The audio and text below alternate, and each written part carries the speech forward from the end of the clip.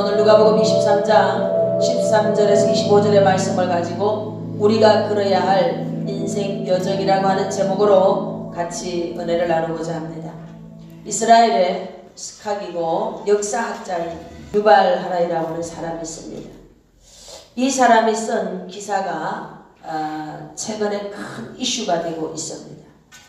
그 제목이 뭔가 하면 코로나 바이러스 이후의 세계는 어떤 모습일까 하는 글입니다. 이 유발 하자리는 아주 역사에 대하여서 인정을 크게 받고 있는 그런 분입니다.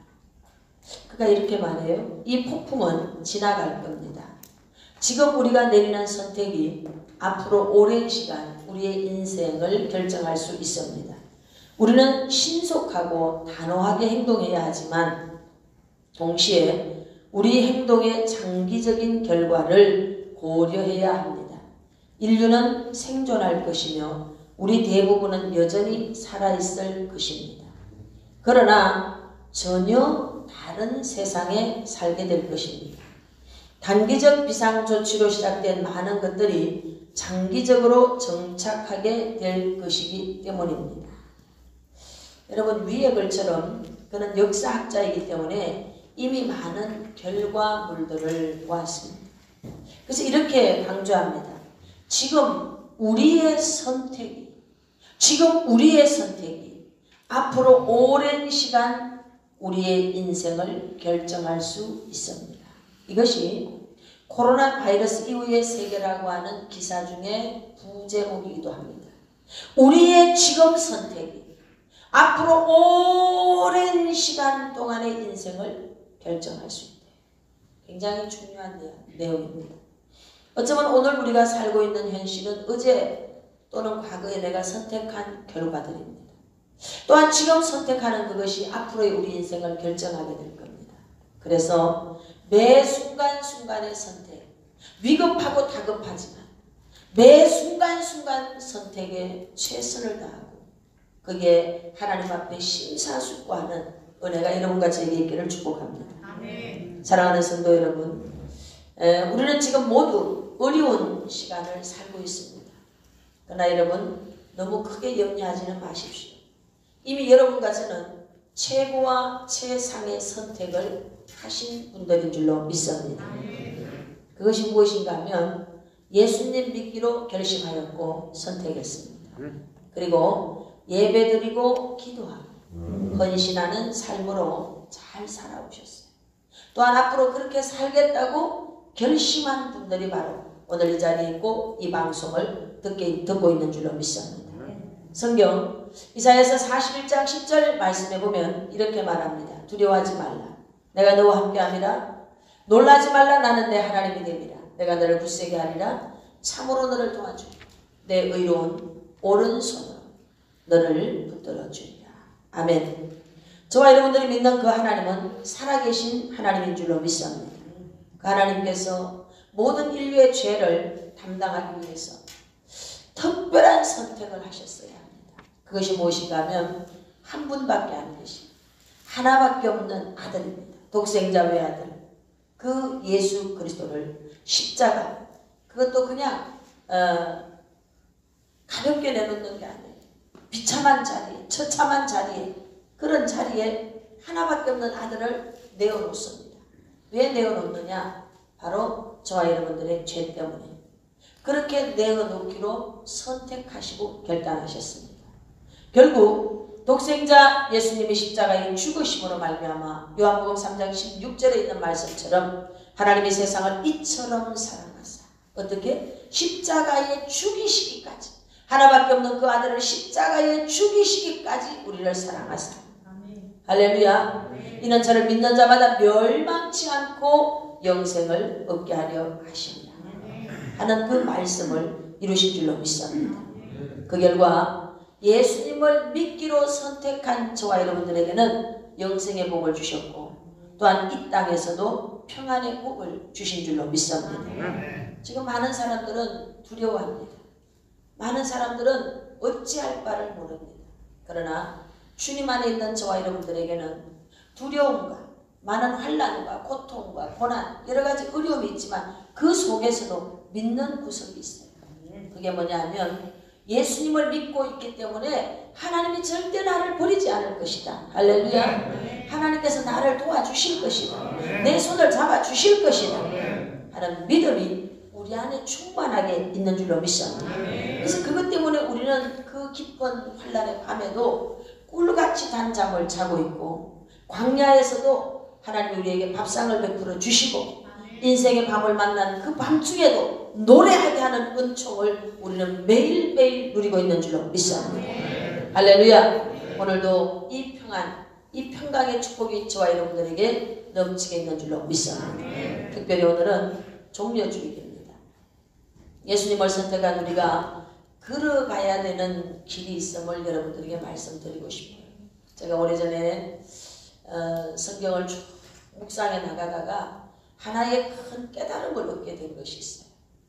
성경에 나와 있는 모든 부분들이요, 우리의 삶 속에서 일어나게 되고 겪게 되더라고요. 아, 이게 주님이 가신 그 길이 오롯이 주님만 간 길이 아니구나.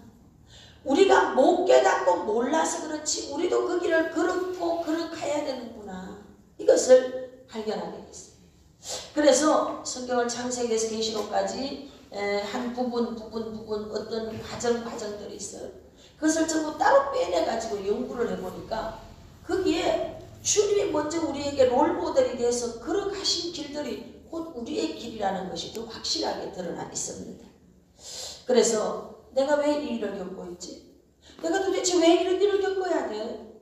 라고 우리는 인생 속에서 많은 의문점을 가지고 대화를 하고 하나님 앞에서, 세상에 있는 사람은 신 앞에서 내가 왜 이런 일을 겪어야 되느냐 하고 항변을 할 때가 많죠. 그런데 오늘 말씀을 여러분들이 깨닫고 주님의 은혜 속에 살아간다면 그것이 주님이 걸어가신 길이고 먼저 가셨기 때문에 우리가 또한 가야 되는 영적인 여정이구나 하는 것을 인정하고 받아들이게 되는 은혜가 있는 줄로 믿습니다. 우리 모두는 영광의 길, 좋은 길로만 가고 싶어요. 그렇지만 죄송하고도 죄송하지만 십자가의 길도 우리가 걸어야 됩니다. 하나님께서 저와 여러분들의 삶 속에 이런 십자가의 길을 허락하십니다.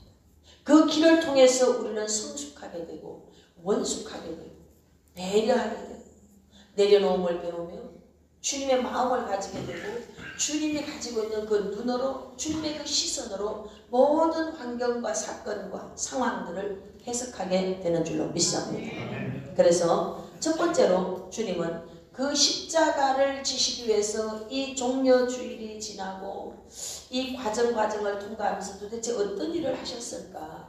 이 사순절을 지내면서 이 사순절 절기 동안에 특별히 주님이 걸어가신 어떤 길들이 있는데 그것을 제가 이렇게 뽑아서 오늘 여러분들에게 말씀을 드리고자 합니다. 먼저 주님은 십자가를 지시기 위해서 제일 먼저 하신 일이 있습니다. 겟세마네라고 하는 기름을 짜다의 뜻을 가지고 있는 그 동산에 올라가셨습니다. 마가복음 14장 32절에서 36절 말씀에 나오는데 그들이 겟세마네라 하는 곳에 이름에 예수께서 제자들에게 이르시되 내가 기도할 동안에 너희는 여기 앉아있으라 이렇게 주님이 기도할 동안에 너희는 자고 있으라 이렇게 말하지 않았어. 너희는 여기 앉아있으라 그러면서 뭐라고 말씀하시느냐? 내 마음이 심히 고민하여 죽게 되었어. 여러분 주님의 그 심정을 열어놓을 수 있는 제자의 수준까지 인정됐다는 게 축복인 줄로 믿습니다.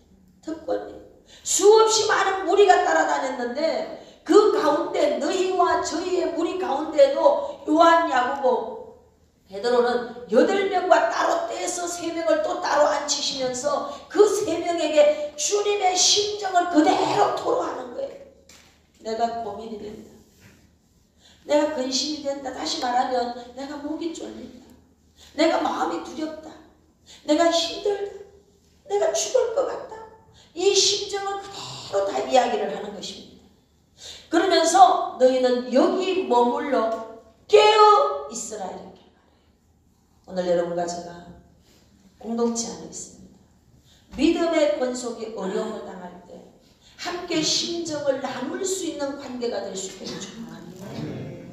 그것이 말거리가 되고 그것이 비방거리가 아니라 정말 그 심정을 함께 나누면서 아파하면서 함께 깨어있는 그런 믿음의 가족들이 되고 그러한 권속들이 될 수 있기를 축복합니다.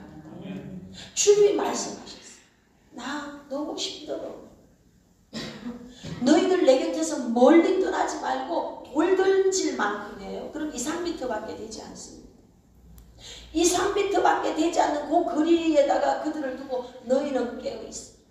너희는 깨어있으라 이렇게 말하시고 그리고 조금 더 나아가서 엎드려 할 수 있는 이 잔이 내게서 지나가게 해달라고 기도했습니다. 여러분 주님이 감당해야 되는 사명이 무엇인가 하면 비참하게 죽는 거예요. 총에 빵 맞아가지고 한순간 죽는 게 아닙니다. 디아돌로스 그 고통의 거리를 걸어가야 됩니다. 온갖 수치와 모욕과 비난과 비방과 저주와 이런 것들이 있는 그 길을 홀로 걸어가셔야 돼요. 그 죽음이 지금 주님 눈앞에 코앞에 다가와 있는 거예요. 찢겨지고 버림당하고 100% 인간이셨기 때문에 주님은 너무나 두려웠을 겁니다. 도망가고 싶었을 겁니다. 그래서 할 수만 있다면 이 잔이 내게서 지나가게 하소서. 저는 주님의 이 심정이 100만 분지 1만큼 제게 와닿고 있습니다. 저는 어느 만큼 공감할 수 있어요. 정말 이 잔을 마시고 싶지 않은 거죠. 이 십자가 안 지고 싶은 거죠. 그런데 주님은 내 뜻을 내려놓습니다. 주님은 하나님 아버지께 매달렸습니다. 이 죽음이 피해가게 해달라. 철저하게 고립되어져 있는 고독한 시간입니다. 믿고 데려왔던 제자들 3번이나 또 가서 보면 자고 있고 또 가서 보면 또 가서 보면 정말 어렵고 힘든 시간을 지날 때 정말 그 옆에 함께 남아있을 자가 얼마나 되는가. 그 옆에서 함께 울어줄 자가, 그 옆에서 함께 손잡아줄 자가, 주님 내가 그 십자가 내가 지겠습니다 할 자가 과연 있을까 하는 것을 오늘 본문을 통해서 보게 됩니다. 여러분 공동체 안에 성도들만이 아니에요. 부부 사이도 마찬가지입니다. 부모와 자식 간에도 마찬가지, 형제 간에도 마찬가지입니다. 진짜 그 사람이 어려움을 겪고 있을 때 그 옆에 온 밤을 지새며 그 손을 잡고 함께 끝까지 가줄 수 있는 형제가, 부모가 여러분 과연 얼마나 있을까요? 쉽지 않습니다. 그리고 두 번째입니다. 이제 주님께서 유다에 의해서 배반을 당하시는데 마가복음 14장 43절 46절에서 유다가 그 겟세마네 동산에 찾아옵니다. 찾아와서 금과 몽치를 가지고서 이제 그 무리들이 왔는데 예수를 파는 자가 이미 그들과 군호를 서로 짰다 이 말이에요. 짜서 이렇게 말했습니다. 내가 입맞추는 그가 바로 그니라. 내가 가서 입맞추는 그가 바로 그니라. 이런 기독교는 입맞춤의 종입니다. 친밀함을 가져야지만 그 깊은 은혜 속에 들어갈 수 있는 게 이 기독교입니다. 그런데 유다는 여러분 배반의 입맞춤을 입을 맞춘다는 것은 내가 당신과 그만큼 친밀했었다 이 말이에요. 로마 병정에게 보여줍니다. 내가 저 사람과 이 정도로 친밀했던 자다 이야기해 주는 거예요. 내가 입맞추는 자가 바로 그니라. 여러분 배반은 모르는 사람이 하지 않습니다. 친한 사람이 배반을 해요. 입맞추는 관계에 친밀함이 있는 자가 배반을 하는 거예요. 오늘 유다가 바로 그것을 보여주는 겁니다. 사랑하는 제자 유다의 배신의 입맞춤. 12사도 중 하나인 유다는 여러분 인정받았어요. 그랬기 때문에 돈꾀를 맡을 수가 있었습니다.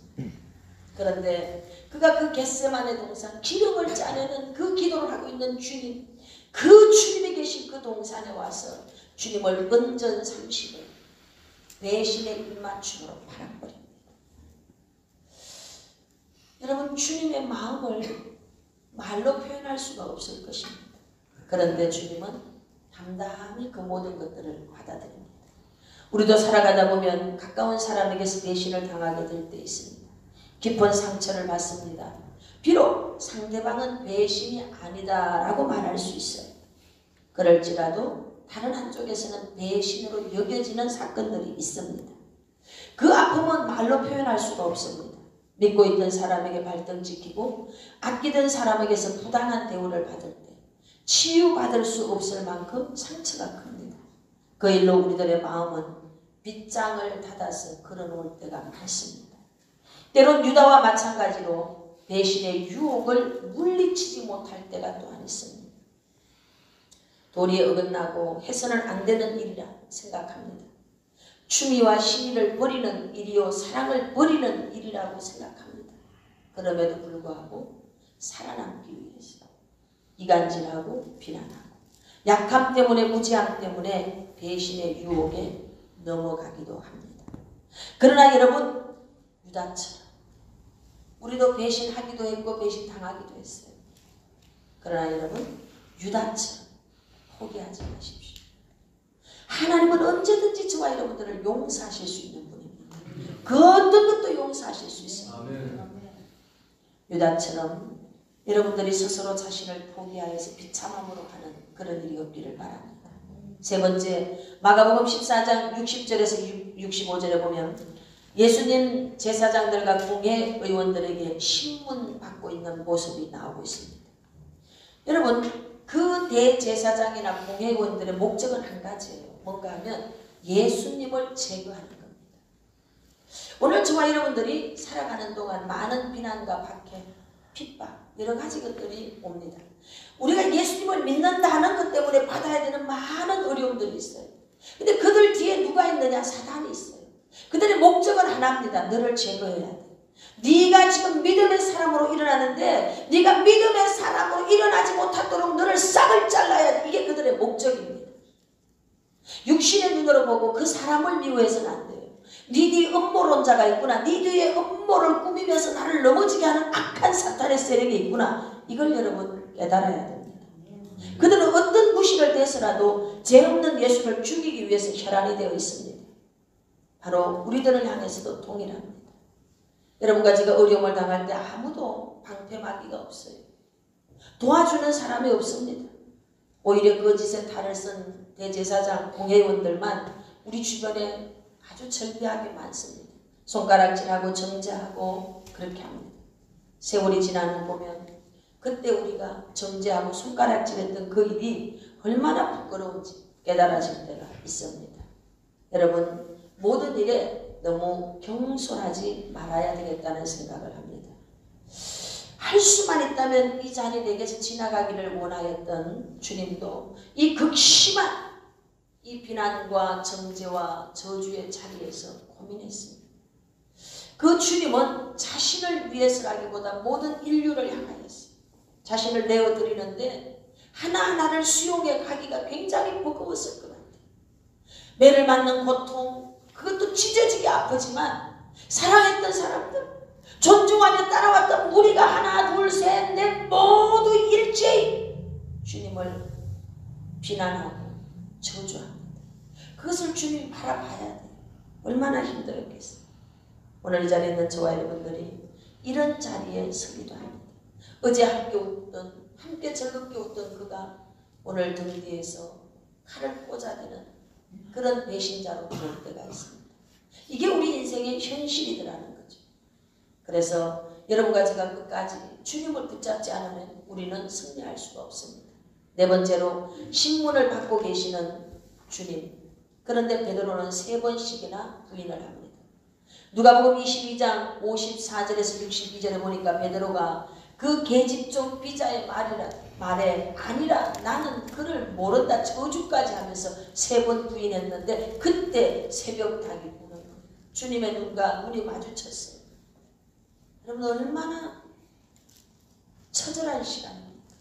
주님이 미리 그렇게 말씀해 주셨어요. 네 그렇게 될 거다. 아닙니다. 난 절대 이 모든 자들이 나 배반할지라도 나는 그런 일이 없을 겁니다. 큰 소리 뻥쳤어요.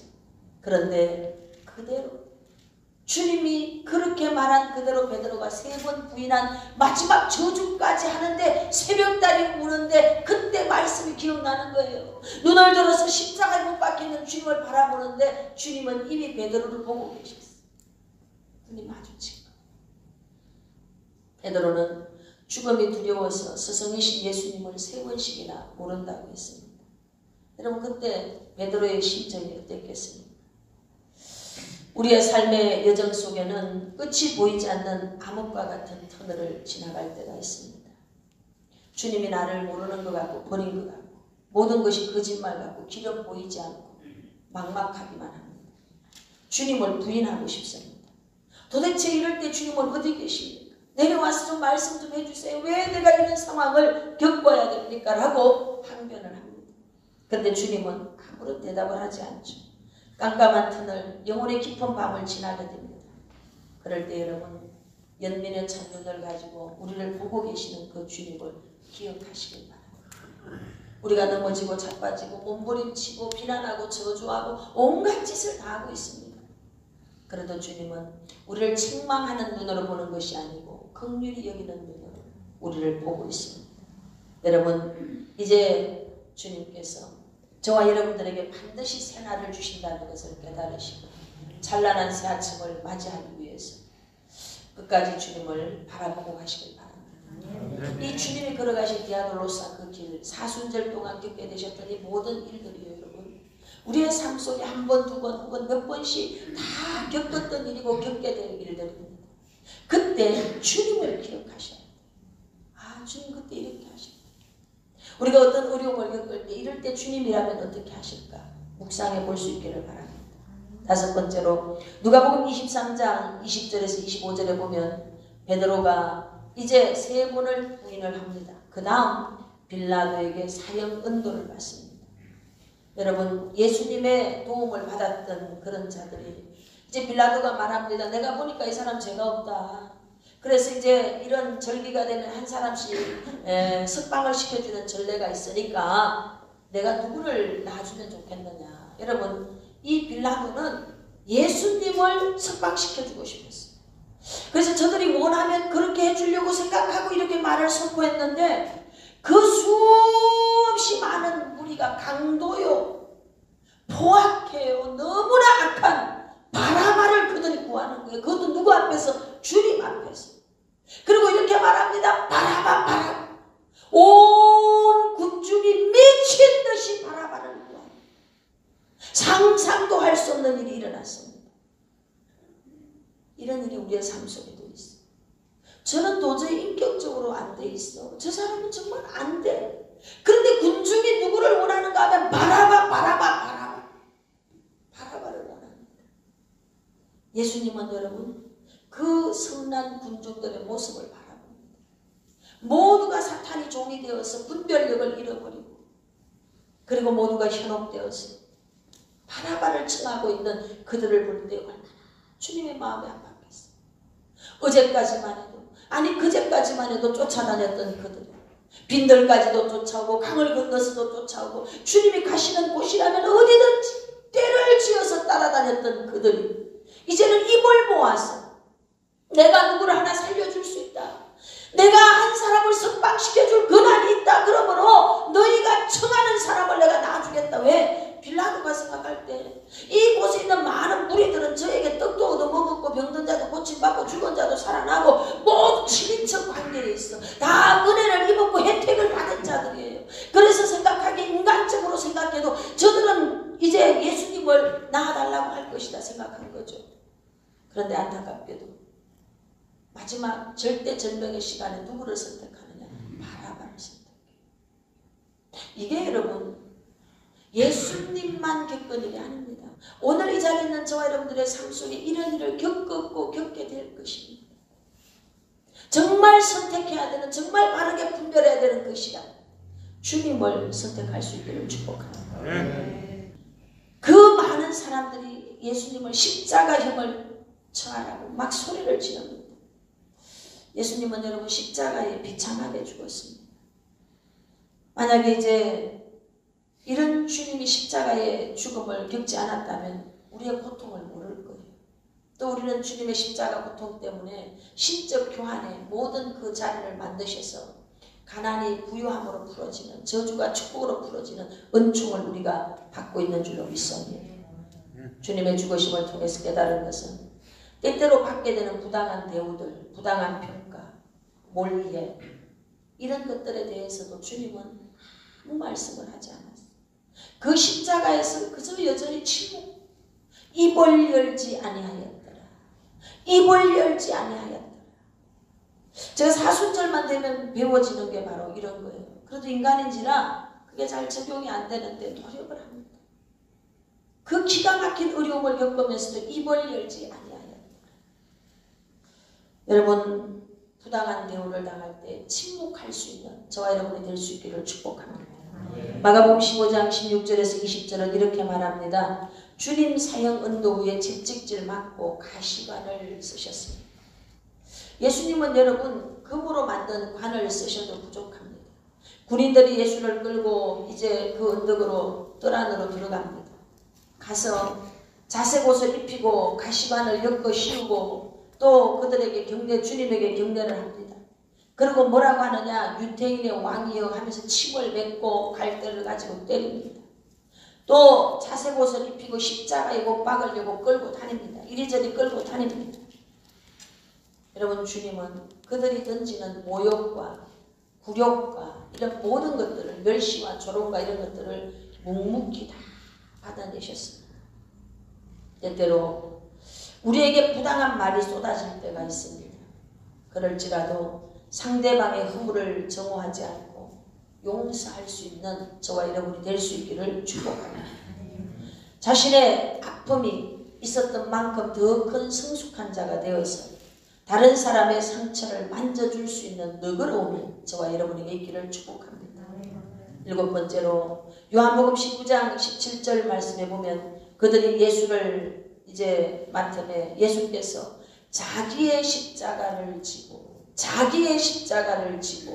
해골이라고 하는 곳에 나가시니 자기의 십자가를 지고 삶의 무게가 여러분 너무 무겁게 느껴질 때가 있을 겁니다. 아마도 요즘이 그럴 거예요. 너무 삶의 무게가 무겁죠. 전 세계가 지금 팬데믹으로 말미암아서 어려움을 겪고 있습니다. 또 각자가 지고 가는 그 십자가의 무게가 너무 무겁기 때문에 내려놓고 싶을 때가 많이 있을 겁니다. 그런데 주님은 그 십자가를 묵묵히 그냥 지고 가는 거예요. 우리에게 지어놓은 나무 멍에를 꺾으면 새 멍에를 지어준다고 그랬어요. 내 힘으로 질 수 없습니다. 하나님 앞에 무럭무럭 기도하면서 감당할 수 있는 은혜와 능력을 입혀달라고 하면 틀림없이 감당할 수 있는 은혜를 부어줄 줄로 믿습니다. 할렐루야. 8번째로 마가복음 15장 21절에 보면 십자가를 지고 갈 때 구레네 시몬이 도와주게 됩니다. 알렉산더와 루포의 아버지인 구레네 사람 시몬이 시골로부터 와서 지나가는데 그들이 그를 억지로 같이 가게 하여 예수의 십자가를 지우고, 저는 이 부분을 읽을 때마다 굉장한 감동을 받습니다. 교회 공동체 사역을 30년 정도 해보다 보니까 교회가 겪게 되는 어려운 과정들이 있어요. 그럴 때 그 공동체 안에 있었던 가족들을 통해서 십자가를 함께 지고 가야 되는 일이지만 공동체 가족이 그걸 감당할 여력이 없어요. 그럴 때 하나님이 어떻게 하시는가 하면 지나가는 알렉산더와 루포의 아버지인 구레네 사람 시몬 같은 자를 불러옵니다. 그래서 그 시몬 같은 자를 불러와서 그 십자가를 그가 감당하게 해줍니다. 이런 일을 저는 수도 없이 겪었어요. 마땅히 우리가 해야 되는데 그 사람이 재정의 십자가를 감당하고 그 사람이 어떤 일부분의 십자가를 감당하는, 그래서 교회가 겪게 되는 어려움들을 넘어가게 하는 일들을 많이 보았습니다. 여러분, 이것이 교회 공동체에서만 그런 일이 있는 게 아니에요. 여러분들이 경영하는 기업 안에서, 가정 안에서, 여러분의 개인 인생 안에서 여러분의 십자가를 대신 져줄 구레네 시몬 같은 자를 주님이 데려온다는 것을 믿으시길 바랍니다. 인생 여정 속에서 고통이 닥쳐올 때 누군가에게 대신 십자가를 져 주었던 구레네 시몬처럼 또한 우리가 그런 시몬이 되어야 될 줄로 믿습니다. 저는 오래전에 사모님 한 분을 통해 큰 감동을 받았어요. 물론 여러 사람들을 통한 은혜와 사랑 그런 것들을 제가 많이 입었지만 특별히 이분은 제가 잊을 수가 없는 분입니다. 지금은 뇌수술을 해서 요양병원에 계십니다. 제가 찾아갔는데 저를 알아보시는 것 같은데 말씀을 못 하시네요. 그리고 그 다음에 가니까 이제 이 코로나 때문에 이제 그 뭐라 그러죠? 그 병문안이 안 되는 거예요. 그래서 그냥 돌아왔는데 너무 마음이 아파요. 제가 양평으로 들어갈 때 이분이 자신이 가지고 있는 것의 그금이에요. 그걸 가지고 오셨어요. 와서 제 손에 쥐어줬어요. 그러면서 뭐라고 말씀하시는가 하면 내가 온 것은 이 돈 때문이 아니다. 나는 김 목사가 더 큰 일을 할 수 있는 사람이라고 믿는다. 그리고 내가 할 수 있다면 내게 있는 전부를 다 주고 싶다. 근데 현재 내 형편은 이거밖에 안 된다. 그러면서 그거를 내 손에 쥐어주면서 실망하지 마. 절대 용기를 잃지 마. 하나님이 김 목사와 같이 하고 있어. 할렐루야. 저는 그 말을 들을 때 그냥 무너졌어요. 아, 내가 철저하게 혼자라고 생각했는데 이렇게 뒤에 지원병들이 많이 있구나. 하나님이 내게 함께 할 수 있는 사람들이 내 앞에 안 나타나 있어도 각 곳에서 이런 사람들이 있구나 하는 것을 보여주신 거예요. 그래서 용기를 얻고 제가 그 양평 광야를 통과할 수가 있었습니다. 오늘 여러분 구련의 심은 같은 자가 여러분 곁에 있습니다. 또한 오늘 이 자리에 있는 저와 여러분이 구련의 심은 같은 자가 되어야 될 줄로 믿습니다. 아홉 번째로 요한복음 19장 27절에서 30절에 보면 예수님이 십자가에 못 박히시고 당신의 어머니를 제자에게 요한에게 부탁합니다. 그리고 이렇게 말씀하시죠. 다 이루었다.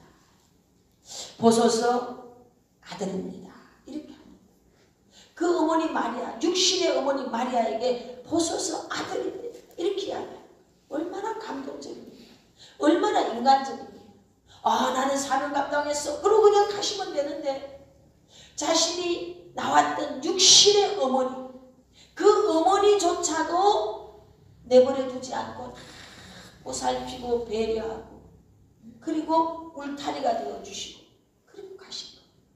극한의 고통 속에 있으면서도 육신의 어머니를 생각하는 주님의 마음을 우리가 한번 생각해 봐야 되겠습니다. 우리는 조금만 어려움이 와도 원망불평해. 엄마 때문에, 언니, 오빠, 형제가, 남편이, 아내가 날 안 도와줬어. 이렇게 얘기합니다. 그런데 주님은 정말 1초도 고통이 멈춰지는 순간이 없었을 거예요. 그 십자가 지는 자리. 얼마나 영혼, 육이 아팠겠습니까? 그런데 그런 자리에서도 주님은 누구를 기억하시느냐? 육신의 어머니를 기억합니다. 그리고 사도 요한에게 어머니를 부탁합니다. 오늘 인생의 어려운 시간을 통과할 때 또는 마지막 시간을 갈 때 여러분들은 여러분의 소중한 사람을 맡기고 갈 사람이 준비되어 있습니다.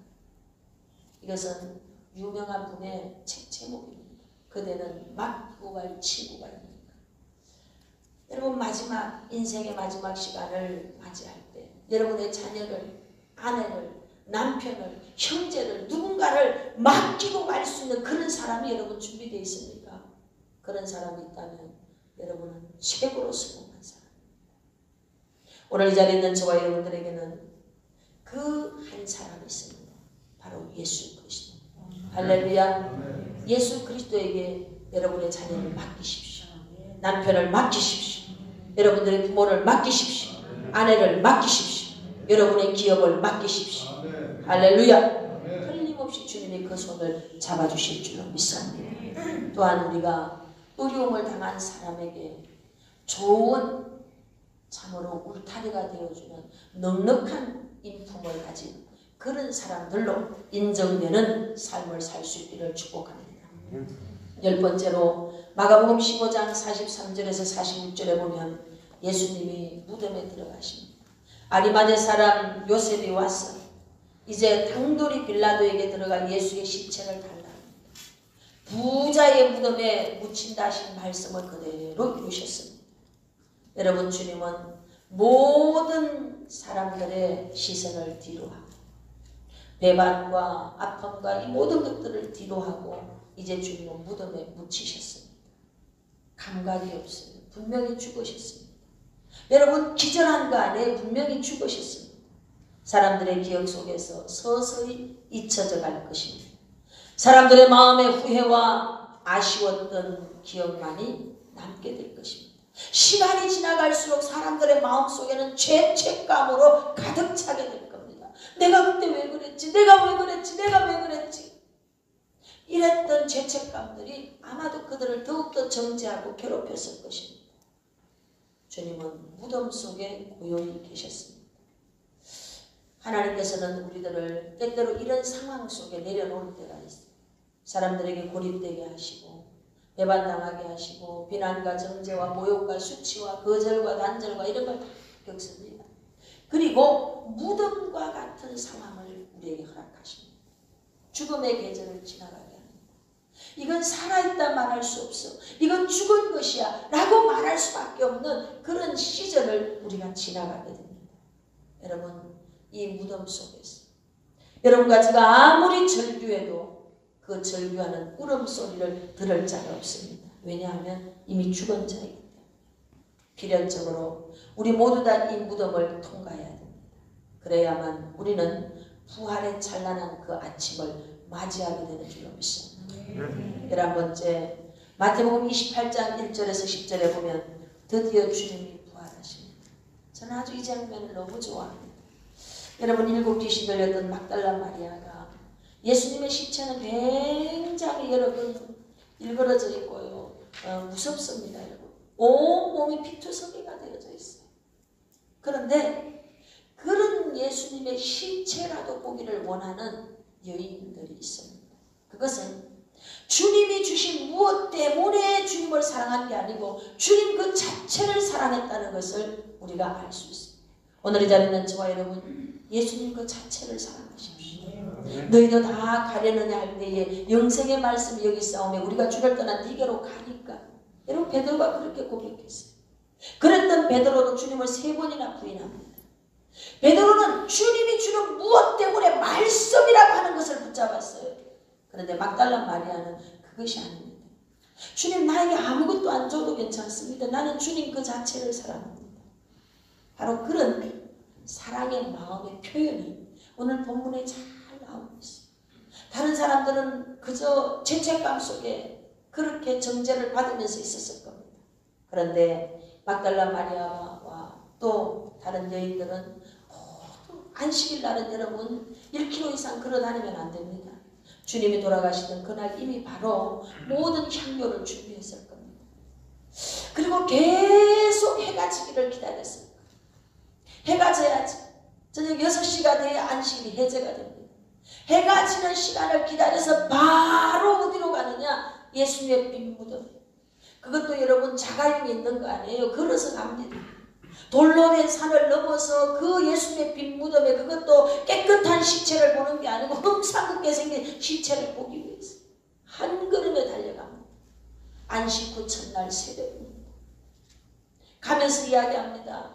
그 앞에 큰 돌이 막혀 있는데 우리 힘으로는 그 돌문을 열 수가 없는데 어떡하지? 어쨌든 가보자. 문제는 있지만 문제가 해결할 수 있는 힘도 없지만 그래도 그 근처에라도 가보자. 저는 이 부분을 굉장히 좋아해요. 모든 문제가 다 해결됐을 때 하려고 하지 마세요. 모든 상황이 다 준비됐을 때 하려고 하지 마세요. 일단 시작해보는 거예요. 할렐루야. 가보는 데까지 가보는 겁니다. 그랬더니 천사들이 이미 와서 돌문을 다 열어놔버렸어요. 그리고 전 인류의 최초 부활의 주님을 가장 먼저 만난 여인이 누구냐 하면 막달라 마리아예요. 그럼 부활의 증인이 됐습니다. 오늘 이 자리에 있는 여러분들이 주님 그 자체를 사랑하시길 바랍니다. 예수님 그 자체를 사랑하시길 바랍니다. 그러면 우리가 겪게 되는 모든 고난에는 여러분 별로 여러분들에게 고통을 주지 않습니다. 오히려 고난이 주는 의미를 깨닫고 더 성숙하고 원숙한 자로 일어나게 되는 줄로 믿습니다. 어둠을 밝히고 새벽 미명에 주님은 부활하셨습니다. 때로 우리는 부활의 영광만을 기대하며 걸어갈 때가 많습니다. 그러나 찬란한 부활은 매맞음과 거절과 차가운 배신과 관계의 단절, 지독한 통증을 넘어서 사람들에게 잊혀진 존재가 되는 무덤의 터널을 통과해야 됩니다. 완전히 잊혀진 존재가 되는 그 무덤의 터널을 통과해야 됩니다. 아, 쟤 끝났어. 이제 쟤 못 일어날 거야. 라고 하는 그런 터널을 여러분 누구나 한 번쯤은 겪게 됩니다. 질병으로 아우 쟤 죽었어. 재정의 파산으로 쟤 죽었어. 관계, 가정의 어려움으로 아우 그 집 끝났어. 이런 상황들을 여러분 한 번쯤은 겪게 됩니다. 언제나 영광만을 기대하는 미숙함에서 주님이 외로이 걸으셨던 디아돌로스, 그 고난의 언덕을 사랑할 수 있는 성숙함 저와 여러분에게 있기를 축복합니다. 아멘. 주님이 그 길을 걸어가셨으니 나도 당연히 그 길을 걸어야지. 내가 주님 그 길을 가겠다고 했으니 나도 이 길을 가야지. 고난이 고통으로 느껴지지 않고 그 고난이 영광으로 느껴질 수 있는 성숙함이 저와 여러분에게 있기를 축복합니다. 아멘. 주님이 주시는 무엇 때문에 지금까지 주님을 사랑했습니까? 여러분 주님 그 자체를 사랑하십시오.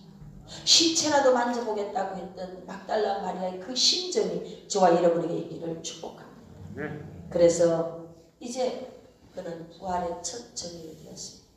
오늘 사랑하는 성도 여러분, 여러분들이 이제 그 첫사랑의 갈릴리를 떠나온 지가 얼마나 됐습니까? 처음 주님을 만났을 때 그 감격이 그대로 있습니다. 저는 사순절이 올 때마다 묵상하면서 회개하는 게 있어요. 십자가 불이 켜지기만 해도 저는 너무 좋아서 눈물을 흘렸던 시절에 첫사랑이 있습니다. 일을 하다가 밤늦게까지 일을 해야 되니까 가게 문을 닫고 교회 십자가 종탑에 불이, 그 교회 문이 열리는 날만 종탑 불이 켜지는 거예요. 열쇠도 안 주셔가지고 이 종탑 불이 안 켜지는 날은 성전이 잠겨져 있습니다.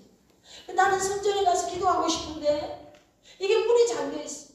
담임 전도사님은 저 멀리 계셔.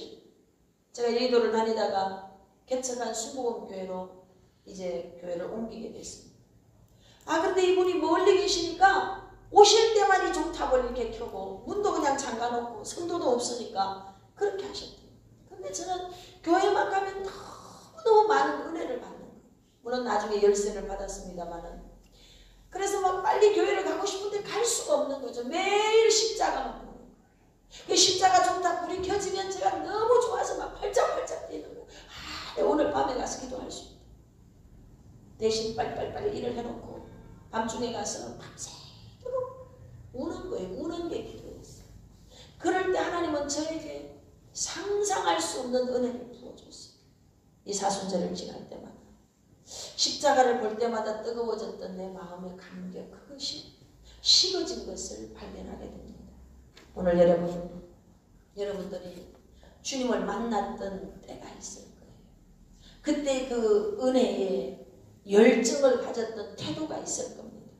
이런 것들이 이 사순절 기간 동안, 이제 마지막 고난 주간 동안 다시 회복될 수 있기를 축복합니다. 아멘. 그래서 주님이 걸어가셨던 디아돌로사 그 골고다의 언덕을 우리가 함께 가보는 거.